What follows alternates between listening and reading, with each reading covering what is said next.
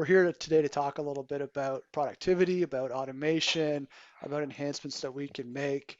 I'd love Sure. to just throw it over to you to start and, give you an open canvas. What is productivity? Why is it important? Where are we going? I'd love to just start with your thoughts on that. Sure, yeah. So the traditional definition, I guess, of productivity is just units of output produced versus units of input, right? So what you're basically trying to do if you're aiming for productivity improvement is to get more output out of the same amount of input, whatever that is, right? So depending on your business, that can vary. So it's, we use it often interchangeably with efficiency, but it's slightly different. They're kind of interdependent. Efficiency is basically the other side of that equation, right? So if you're looking to improve efficiency, then that's getting the same amount of output out of fewer inputs, right? So, and then to dovetail that into sort of the topic today, the reason why, business process automation is so sexy, so to speak, is that it improves both sides of that equation, right? So you're trying to basically bring down the amount of like labor input required to zero or to as close to zero as possible, while increasing the input beyond what any exponentially greater number of people could actually do. So I mean that's the Coles Notes super short version, of why it's important. The productivity itself is important because that's basically going to determine our success, right? We've usually as a society used productivity to improve our standard of living. So it used to be that everything was very manual and very labor intensive, so we had to wake up at 4 a.m. and go out and labor behind horses and cattle and whatnot and try to make something out of 100 acres of land, and hopefully we could feed our village of 20 people on that, right? And like now it's not that way. So we have increases in both productivity and efficiency from largely technological or process improvements, and that allows us to do a lot more with a lot less. So people can get more with the money that they have, and thus their standard of living goes up. Critical to businesses as well, because what is a business, right? It is basically trying to maximize the amount of value that you're adding to the economy, for your shareholders, for your Sure. employees, right? And delivering a product. Yeah, I mean, business is basically just, it's just a farm. It's just instead of milk, it's whatever your business happens to be, whether it's, it's sales and support, or whether you're making widgets or whatever it is. It's the fundamentals are still the same.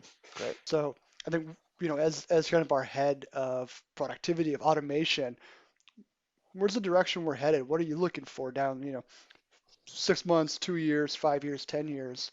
Where are we trending? Yeah, so that's a big question. So let me jump to the end of it and kind of work my way back, right? So there's some discrepancy about like what the end point of this whole thing looks like, and that could be a whole talk on its own.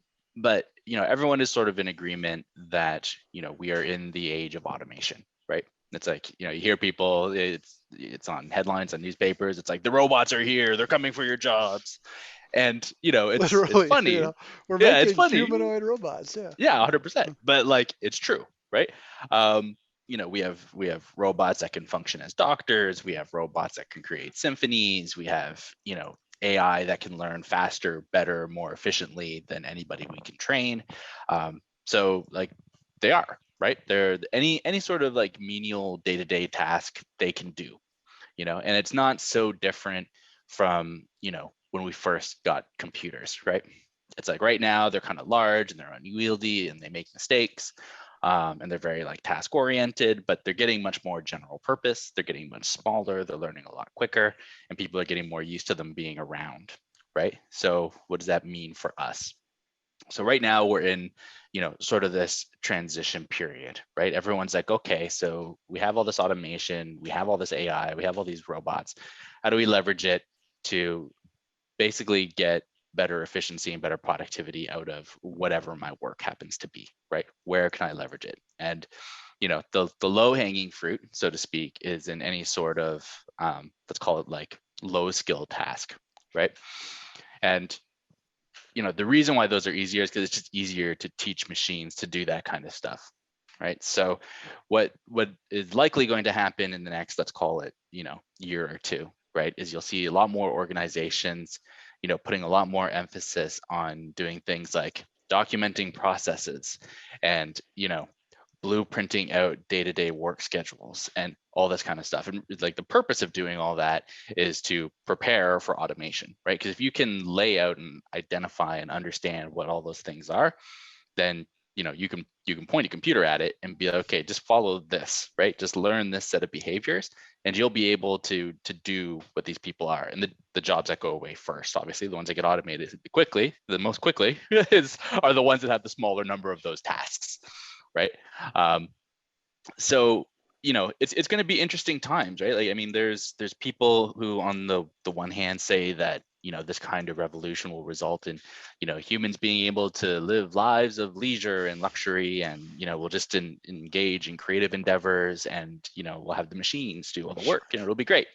And then people on the other side of the spectrum who are like, well, that's not really how humans work, and we're going to have a bunch of ultra rich people who own all the machines and own all the AI that are doing all this stuff, and they'll distribute from there. But that's kind of Sure. getting on a socio-economic tangent. But in the short term, basically what you're looking at is how do you implement these you know to get cost savings out of your industry. And for us in particular, the easiest place, the lowest hanging fruit, right, is on any sort of BPO that we would offshore, right? Any task that we already today look at and be like, what, this is really just a cost play. Anytime that you've ever heard in your professional career, this is a cost Rationalization, play or right? rationalization, yeah, any of that is prime automation material. Because as cheap as it might be to offshore and get someone to do it for pennies on the dollar that we could do it in North America, it is way cheaper to just get a computer to do it, right?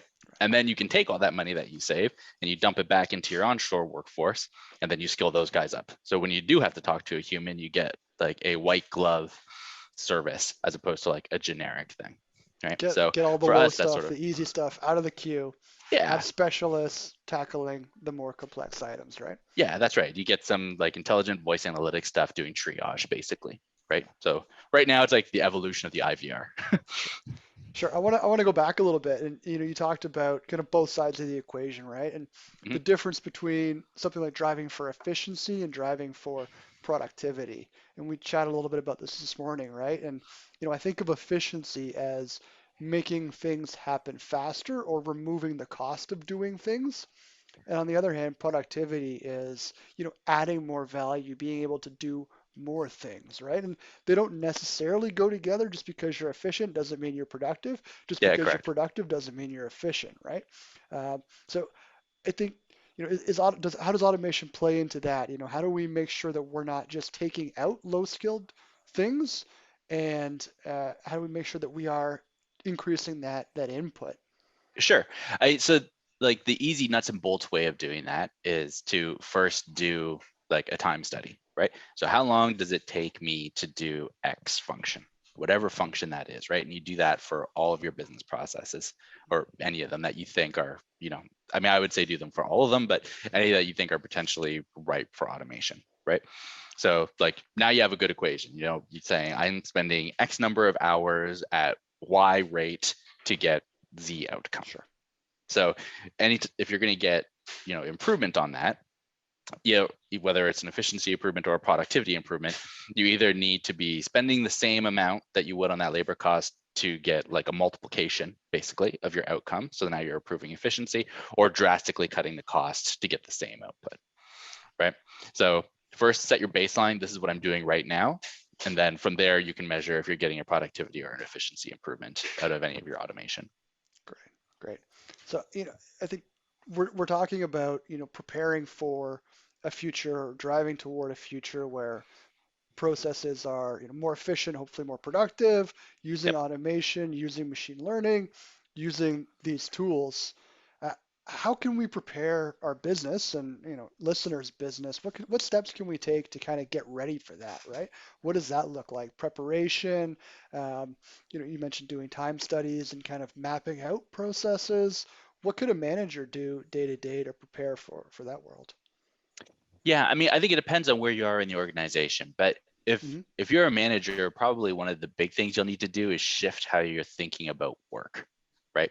So there's this I don't want to say modality because it's such a buzzword, but there's this framework that people operate in up in their heads where they think that, what I need to do in order to be successful is I just need to grind, right? I just need to work harder than everyone else in the room. And, and that's our measure of success, right? And like we see it all the time, in our industry too. You got, people that like are up at 4 or 5 in the morning answering emails and getting stuff done, working until like 11, 12, 1 in the morning. And, you know, that is not going to, like, the problem with that, aside from all the health stuff that we could talk about and how that's not good for you and how your brain doesn't work so well once you start not running on very much sleep, aside from all that stuff, the problem that you're going to run into is no matter how hard you work, a machine never gets tired. You will never win that game. It's impossible. There's like you are gambling on numbers you will lose at, right? It doesn't get tired, and it will do it faster. So switch the way that you think about your work from I just got to work harder to like what can I do to make things run more smoothly? Like what processes are here today that are just redundant or that really are probably like repeatable, time after time after time, and just kind of function, right? Identify what those are, start mapping them out, and like go to the guys that you report to your directors or to your VPs, and be like, hey, here's some processes we've identified. We can probably document these really cleanly and get these done in a more automated fashion, because that's really going to be how you stick around like in the near to midterm, right? Is being able to really understand your business well and know where you're going to really benefit from having the human element, where people really need a human touch and interaction, and finding the best of the best like in that category, and where it's like this is just this is just machine work. This is there's no reason to have somebody with this like giant creative supercomputer of a mind working at it. Right. So I mean, for a manager, that's probably the best advice. And then if you're frontline, I know there's a lot of like, oh, this sounds really grim, when you have those conversations, but it doesn't have to be, right? Because like you were touching on earlier today, there's a productivity play on this as well, like an efficiency play, right? That is both and, right?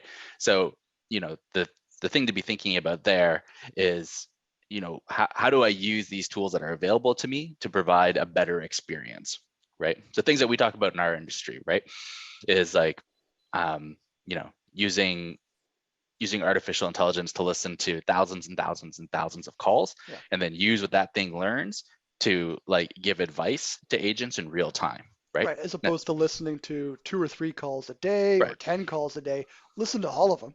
Yeah, it's into all of them, right? And it feeds you that information, right? And this is technology that's available right now, Yeah. right? This is not future casting at all. So like, and be receptive to that, right? And like, if you get advice and you're like, oh, this isn't actually how I would do it, feed that back up the chain and like be a valuable like input node in that chain, like rather than not, right? Because that's like what people are going to start looking for increasingly is, I think, is people who like think in squirrely ways or in ways that are like I don't want to say useful because that sounds really Creative terrible, destruction, but right? Like somebody who's yeah. maybe thinking about it different. It's not about having a different set of lenses, but more about like having a different set of experiences and just kind of interacting with the world in different ways. So somebody with a unique um, standpoint or a vision that's just a little bit different. And Mhm. so their experience tells them maybe something else that everybody in leadership's experience is telling them.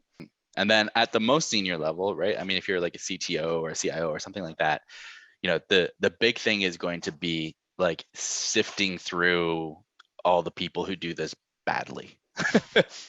Right? Sure. So like this is it's certainly like a future trend, but we're not the only ones who have identified it. There's going to be lots of people who have been like in this space conventionally, Mhm. providing tools that we would conventionally use to like help us with business process outsourcing kind of tasks, and they'll be like, oh yeah, we do AI, right? But like be informed, right? It's like machine learning is not AI, right? That these are not the same things.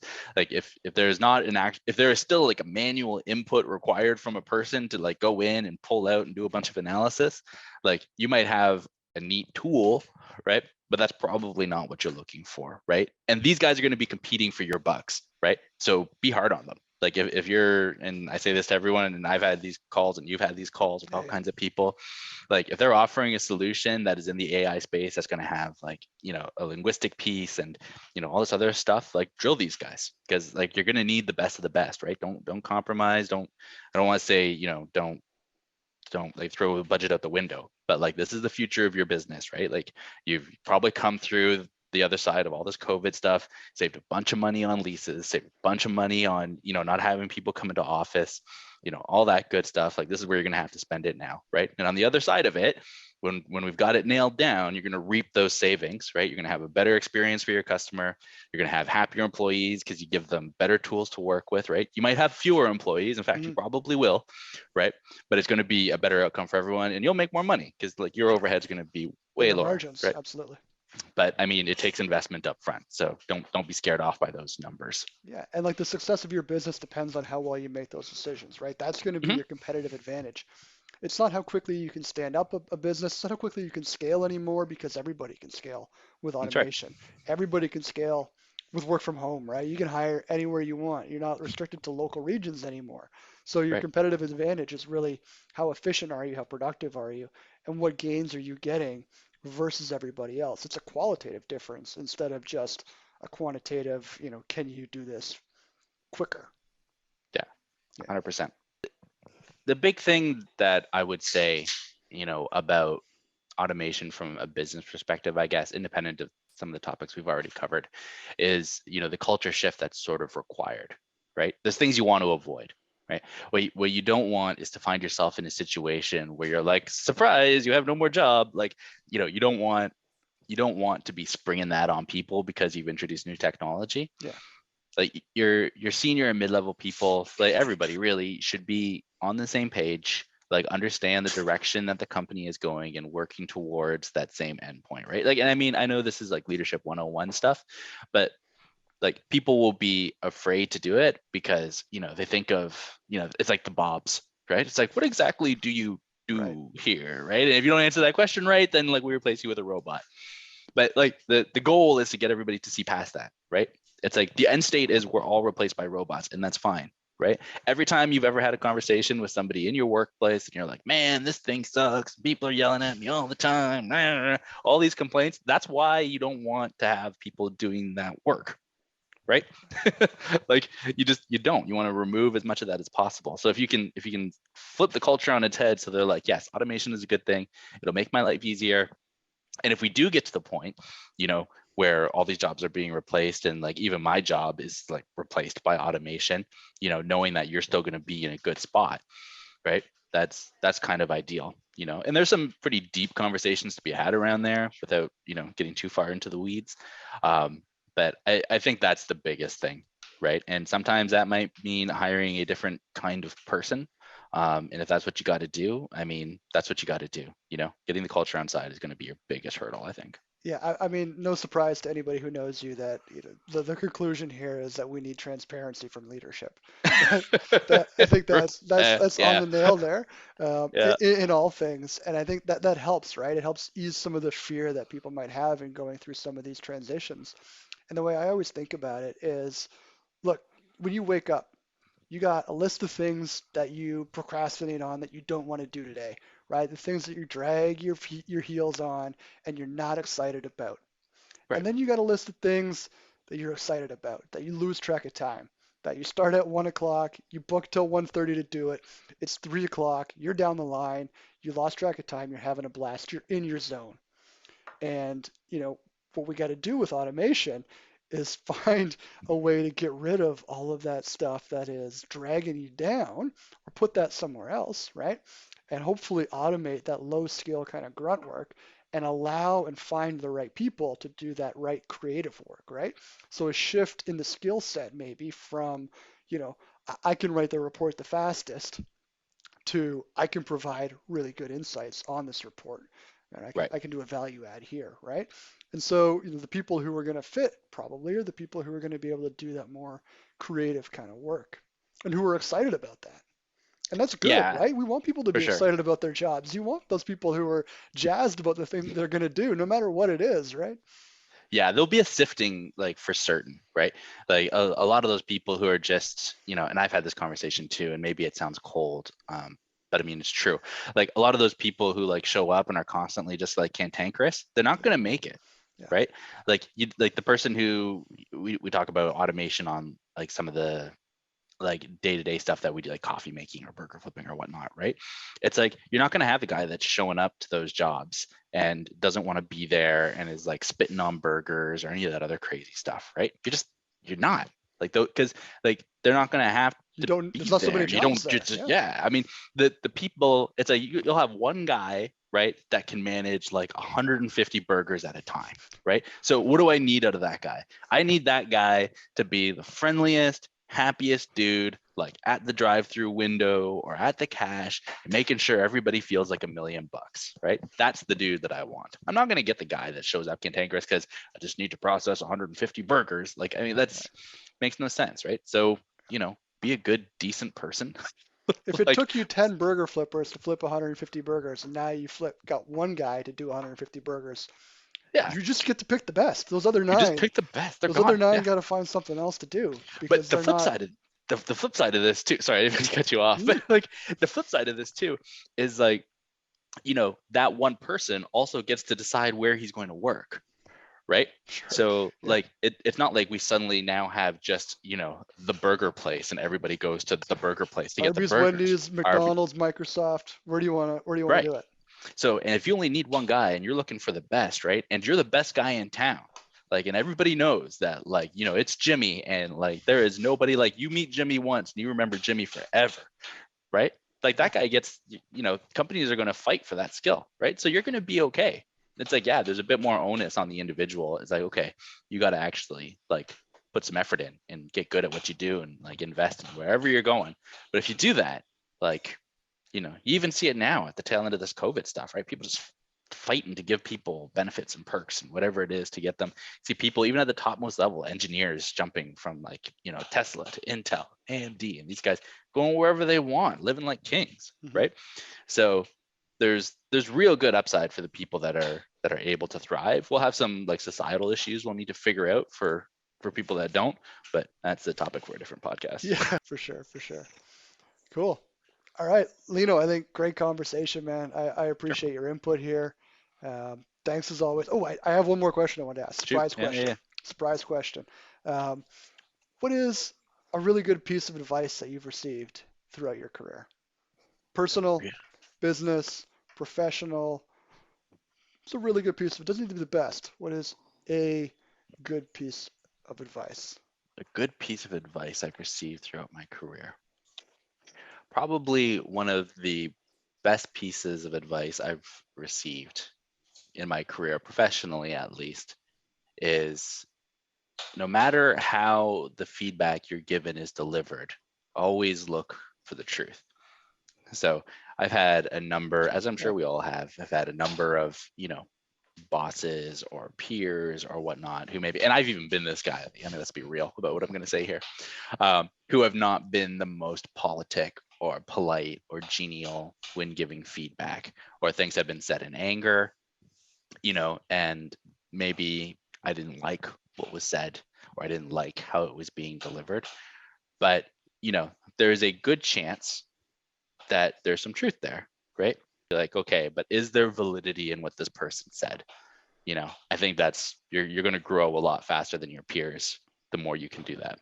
Yeah, I love that. I've got a similar quote down on my whiteboard in my gym, right? And it's pretty much, um, when you get feedback, first off, find a way that that is true, right? They might be coming at you from sideways. They might be Sure. surprising you. It might be total bull. It might be really bad feedback, right? But find a way that it is true. So when you get feedback, think first, how is this true about me? Right? Yeah. Go and do the work to figure out what it is that they're saying and find something to work from on it.